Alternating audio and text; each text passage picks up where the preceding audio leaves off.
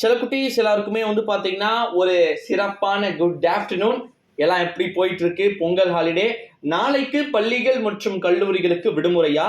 கடந்த காலங்களில் பொங்கலுக்கு கூடுதலாக விடுமுறை, அதாவது குறிப்பாக தமிழ்நாட்டில் விடுமுறை தொடர்பாகவும் விடுமுறைக்கு பணிக்கு திரும்ப பள்ளிகள் மற்றும் கல்லூரிகளுக்கு திரும்ப ஏதுவாக விடுமுறை அறிவிப்பு இருக்குமா அப்படின்றத பத்தியும், 4 நாட்கள் விடுமுறை மீண்டும் வரப்போகிறது.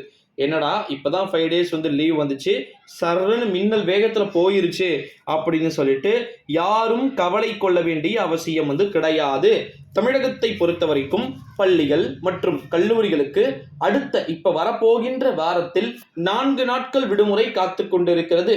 தைப்பூசத்தை முன்னிட்டு 25ஆம் தேதி விடுமுறையும், குடியரசு தின விழாவை முன்னிட்டு 26ஆம் தேதி விடுமுறையும், 27 சனிக்கிழமை விடுமுறையும், 28 ஞாயிற்றுக்கிழமை விடுமுறையும் தொடர்ந்து 4 நாட்கள் விடுமுறை கொடுக்க தமிழ்நாடு அரசு கூறியிருக்கிறார்கள். இந்த சனிக்கிழமை கூட அன்னைக்கு ஸ்கூல் இருக்காது, ஸ்கூல்ஸ் காலேஜஸ். ஸோ அதனால என்ன ஆகுது, 4 டேஸ் ஒரு லாங் ஹாலிடேவா பார்த்தீங்கன்னா மறுபடியும் வருது. சரிங்க ப்ரோ, இது லாங் ஹாலிடேக்கான அப்டேட்டு, ஓகே, அது வரப்போற வீக்ஸு, அப்கமிங் வீக்ஸு, பிரச்சனை இல்லை.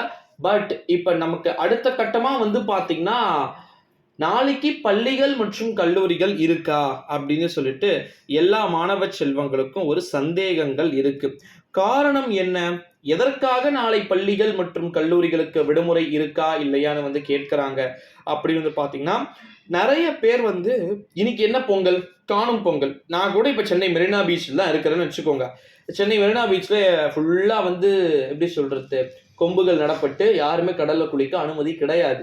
ஓகேங்களா? ஸோ நான் அங்கிருந்து இந்த வீடியோவே அப்லோட் பண்ணிட்டு இருக்கேன். இந்த ஒரு வேளையிலே தமிழ்நாட்டில் பெரும்பாலான மாவட்டங்கள்ல இருக்கக்கூடியவங்க வெளியூர்களுக்கு செஞ்சிருக்கிறத நம்மளால பார்க்க முடிகிறது. காரணம் இன்று காணும் பொங்கல் அப்படின்றதுனால. ஓகேங்களா? இதன் காரணமா நாளைக்கு வெளி மாவட்டம், வெளி மாநிலம், அதர் ஸ்டேட் அப்படின்னா கர்நாடகாவிலிருந்து தமிழ்நாடு படிக்கக்கூடிய மாணவர்கள் இருக்கிறாங்க, கேரளாவில் இருந்து தமிழகம் படிக்கக்கூடிய மாணவர்கள் இருக்கிறாங்க, கோயம்புத்தூர்ல இருந்து சென்னைக்கு படிக்கக்கூடிய மாணவர்கள் இருக்காங்க. ஸோ அவங்கெல்லாம் விடுமுறைக்கு தயாராகணும். இப்ப இன்னைக்கே அவங்க கிளம்புனாதான் நைட்டு நாளைக்கு காலையில கூட சேர முடியும்.